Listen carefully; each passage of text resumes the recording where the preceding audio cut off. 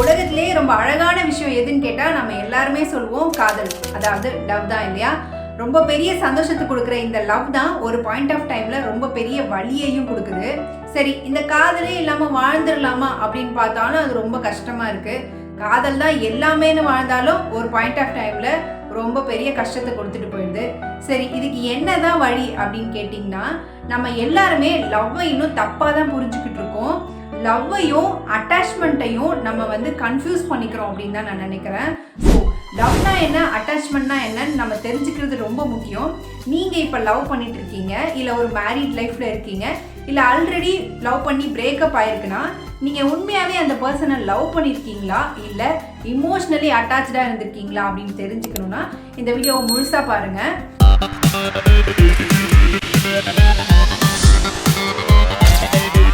First விஷயம், நீ இல்லாமல் என்னால் வாழவே முடியாதுப்பா அப்படின்னு யாராவது சொன்னாங்கன்னா நீங்கள் என்ன நினைப்பீங்க? இந்த பர்சன் நம்ம மேலே எவ்வளோ லவ் வச்சுருக்காங்கல்ல அப்படி தானே நினைப்பீங்க. ஆக்சுவலாக இது லவ் கிடையாது, அட்டாச்மெண்ட். ஏன் அப்படி சொல்கிறேன்னா, நல்லா நீங்கள் ஒத்து கவனிச்சிங்கன்னா தெரியும், நீ இல்லாமல் என்னால் வாழவே முடியாது, be with me or I will suffer அப்படின்னு சொல்கிறாங்க. அதாவது நீ இல்லைனா நான் கஷ்டப்படுவேன், அதனால நீ எனக்கு வேணும். ஸோ இங்கே இன்டைரக்ட்லி அவங்களுக்கு ஒரு செல்ஃபான ஒரு தேவை இருக்குது, அதை உங்களால் தான் பூர்த்தி பண்ண முடியும்னு அவங்க நம்புகிறாங்க. ஸோ அதனால் ஆட்டோமேட்டிக்காக நீங்கள் அவங்களுக்கு தேவை அப்படின்னு நினைக்கிறாங்க. ஸோ இது அட்டாச்மெண்ட். இதுவே லவ்வில் இருக்கிற பர்சன் இதை எப்படி ப்ரொஜெக்ட் பண்ணுவாங்கன்னா, நீ என் பக்கத்தில் இருந்தாலும் சரி, என்னை விட்டு தூரமாக இருந்தாலும் சரி, I will always love you. உன் மேலே எப்போவுமே எனக்கு இந்த அன்பு மாறாது. என்னோட தேவையை விட நீ சந்தோஷமா இருக்கியா அப்படின்றது எனக்கு ரொம்ப முக்கியம். உண்மையா லவ்ல இருக்கிறவங்க இப்படி தான் தன்னோட லவ்வை ப்ரொஜெக்ட் பண்ணுவாங்க. அவங்களோட தேவையை விட உங்களோட சந்தோஷம் எது அப்படின்றதுல அதிக ப்ரியாரிட்டி கொடுப்பாங்க. That is love. ஸோ யாராவது நீ இல்லாமல் வாழவே முடியாது அப்படின்னு நான் சொன்னாங்கன்னா கண்டிப்பாக அது லவ் இல்லை, அட்டாச்மெண்ட். ரெண்டாவது விஷயம், உங்கள் பார்ட்னர் உங்களை விட அதிகமாக யார் கூடயாவது டைம் ஸ்பெண்ட் பண்ணாலோ இல்லை புதுசாக யார் கூடயாவது பேசினாலோ உங்களுக்கு கோவம் வருது, இல்லை பொசசிவ்னஸ் அதிகமாக இருக்குது, இல்லை பொறாமை அதிகமாக வருதுன்னா you are not in love, you are attached with that person. Actually உங்களுக்குள்ள ஒரு இன்செக்யூரிட்டி இருக்குது. நம்மளை விட இன்னொருத்தவங்க மேலே அதிகமாக அன்பு செலுத்திடுவாங்களோ, நம்மளை விட இன்னொருத்தவங்களுக்கு அதிக ப்ரியாரிட்டி கொடுத்துருவாங்களோ, ஸோ அதனால் நான் அவங்களை இழந்துருவனோ இல்லை அவங்க நம்மளை விட்டுட்டு போயிடுவாங்களோ அப்படின்ற பயம், இன்செக்யூரிட்டி உங்களுக்குள்ள அதிகமாக இருக்குது. அதை தான் நீங்கள் ஜெல்லசியாகவும் பொசசிவ்னஸாகவும் வெளிப்படுத்துறீங்க. ஸோ இது அட்டாச்மெண்ட்.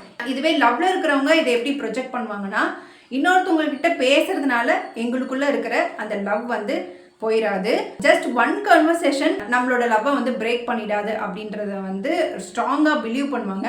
அண்ட் அவங்களுக்கான ஸ்பேஸை அவங்களுக்கு கொடுப்பாங்க. So that is love. And மூணாவது விஷயம், அட்டாச்மெண்ட்ல இருக்கிற பர்சன் அவங்க ஓனர்ஷிப் எடுத்துக்க ட்ரை பண்ணுவாங்க.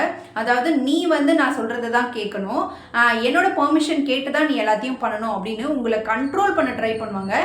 தே திங்க் யூ ஆர் மைன், நீ என்னோடது, அதனால நான் சொல்கிறது தான் நீ கேட்கணும் அப்படின்ற ஒரு மென்டாலிட்டி இருக்கும். ஸோ இப்படி இருந்துச்சுன்னா they R attached with you அப்படின்னு அர்த்தம். இதுவே லவ்ல இருக்கிறவங்க தே ஓன்ட் கண்ட்ரோல் யூ. உங்களோட டெசிஷன்ஸை எடுக்கிறதுக்கான உரிமை உங்களுக்கு இருக்கும். அந்த டெசிஷன் ராங்காக போகும் பட்சத்தில் they will support you to come out of that and they will encourage you to take the right decision by giving the chances again and again.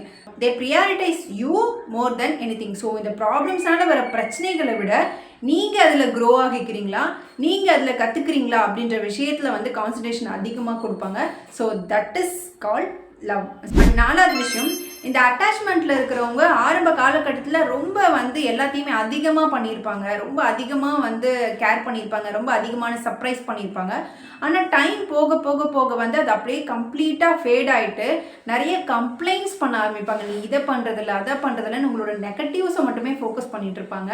So இப்படி இருந்துச்சுன்னா they are not in love, they just attach with you. லவ்ல இருக்கிறவங்களுக்கும் initially ஸ்பார்க்ஸ்லாம் இருந்திருக்கும், ஆனால் time போக போக அது கம்ப்ளீட்டாக ஃபேட் ஆகாது, அது வேறு விதமாக ட்ரான்ஸ்ஃபார்ம் ஆகிருக்கும். அதாவது உங்கள் கூட டைம் ஸ்பெண்ட் பண்ணுறதுல ரொம்ப அதிகமாக ஹாப்பியாக ஃபீல் பண்ணாங்க, அதுக்கப்புறம் ரொம்ப பீஸ்ஃபுல்லாக ஃபீல் பண்ணுவாங்க. உங்கள் கூட அமைதியாக உட்கார்ந்துருந்தாலே சந்தோஷம் அப்படின்னு நினைப்பாங்க. அந்த லவ் நாட்கள் ஆக ஆக டீப்பராக போகுமே தவிர குறையாது. பட் அட்டாச்மெண்ட்டில் அந்த லவ் கம்ப்ளீட்டாக ஃபேட் ஆகிடும், கடைசியில் இல்லாமலே போயிடும். அண்ட் அஞ்சாவது விஷயம், அதிகமாக நீங்கள் என்ன பண்ணுறீங்க அப்படின்றதுலேயே ஃபோக்கஸ் பண்ணியிருப்பாங்க. நீ மாறிட்ட, நீ முன்னாடி மாதிரி இல்லை, நீ முன்னாடி அப்படிலாம் பண்ண, இப்போ இப்படிலாம் பண்ணுறது இல்லைன்னு நீங்கள் என்ன செய்யலை அப்படின்ற விஷயத்திலே கான்சன்ட்ரேட் பண்ணிகிட்டு இருப்பாங்க. பட் பர்சன் இன் லவ், நீங்கள் மாறிட்டீங்கன்னா ஏன் மாறி இருக்கீங்க, என்ன ஆக்சுவலி பிரச்சனை ஆயிருக்கு, இந்த மாறுறதுக்கு காரணம் நான் என்ன பண்ணியிருக்கேன் அப்படின்னும் யோசிப்பாங்க. மாறுறதுக்கான ரீசன் என்னன்னு ஃபைண்ட் பண்ணி அதுக்கு தான் ஏதாவது ரீசனான்னு பார்த்து அதை கரெக்ட் பண்ணிவிட்டு 2 பேருமே வந்து ஹாப்பியாக இருக்கிறதுக்கு என்ன பண்ணணுமோ அதை பண்ணுவாங்க. So that is love. இந்த அட்டாச்மெண்ட் இருக்கு இல்லையா, இது வந்து இந்த பயம், இன்செக்யூரிட்டி, அவங்க இல்லைன்னா நம்ம வாழவே முடியாது அப்படின்ற நீடினஸ் அண்ட் அவங்க தான் நம்மளோட ஆக்சிஜன், அந்த மாதிரி நினைக்கிறதுனால இந்த லவ் வந்து அட்டாச்மெண்ட்டாக மாற ஆரம்பிக்குது. அட்டாச்மெண்ட்னால என்ன பிரச்சனை அப்படின்னு கேட்டிங்கன்னா, எக்ஸ்பெக்டேஷன்ஸ் அதிகமாக இருக்கும். அந்த எக்ஸ்பெக்டேஷன் நம்ம ஃபுல்ஃபில் பண்ணலை அப்படின்னும் போது அதோட ரியாக்ஷன் வந்து கோவமாகவோ வெறுப்பாகவும் மாறும். ஸோ அட் த எண்டில் இந்த லவ்ன்ற ஒரு விஷயமே அவங்களுக்குள்ளே இருக்காது, ஈஸியாக பிரேக் ஆகிடும். அட்டாச்மெண்ட் வந்து ஒரு டெம்பரரி ரிலேஷன்ஷிப்பாக தான் இருக்கும், பெர்மனண்ட்டாக கொண்டு போகிறது ரொம்ப கஷ்டம். இதுவே நீங்கள் லவ்வில் இருக்கீங்கன்னா உங்களுக்கு அது வந்து ஒரு சென்ஸ் ஆஃப் ஃப்ரீடமை கொடுக்கும். It will trust you. என்ன சுச்சுவேஷன்னாலும் உங்களை ட்ரஸ்ட் பண்ணுவாங்க. உங்களுக்கு வந்து ஒரு பீஸ் ஆஃப் மைண்ட் இருக்கும். ஸோ இதுதான் லவ். நீங்கள் லவ்வில் இருக்கீங்களா இல்லை அட்டாச்மெண்ட்டில் இருக்கீங்களா அப்படின்னு இந்த விஷயங்கள்லாம் வச்சு டிஃப்ரென்ஷியேட் பண்ணி பாருங்கள். இஃப் நீங்களே வந்து ஒரு பர்சன் கிட்ட அட்டாச்சாக இருக்கீங்கன்னா try to change your self so that you will get the true love. நீங்கள் வந்து லவ் என்னன்னு புரிஞ்சுக்கிட்டு ட்ரூவாக உங்களை நீங்கள் ட்ரான்ஸ்ஃபார்ம் பண்ணிக்கிட்டீங்கனாலே உங்களுக்கான ட்ரூ லவ் வந்து தானாக உங்ககிட்ட வரும். அட்டாச்மெண்ட் எப்போவுமே ரொம்ப டைட்டாக ஹோல்ட் பண்ணும், பிகாஸ் அவங்கள லாஸ் பண்ணிவிடுவோம் அப்படின்னு.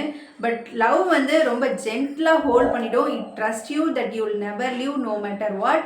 இல்லை உங்கள் பர்சன் உங்கள் மேலே அட்டாச்சாக இருக்காங்க, அதனால் நிறைய பிரச்சனைகள் வருது அப்படின்னா இந்த வீடியோவை அவங்களுக்கு ஷேர் பண்ணுங்கள். லவ்ன்றது எப்போவுமே ஒரு அழகான விஷயம் தான். It gives you more happiness, more peace. But நீங்கள் அந்த லவ்வை எப்படி கொடுக்குறீங்க, எப்படி வாங்குறீங்க அப்படின்றத பொறுத்து தான். ஸோ இந்த லவ்ன்ற ஒரு விஷயம் ஆல்ரெடி நிறைய பேர் சொல்லியிருக்காங்க. லவ்ன்றது கரெக்டான பர்சனை கண்டுபிடிக்கிறது கிடையாது, கரெக்டான பர்சனாக நாம மாறுறது. ஸோ கரெக்டான பர்சனாக நாம மாறும்போது நமக்கான அன்கண்டிஷனால லவ் நமக்கு கண்டிப்பாக வந்து சேரும்.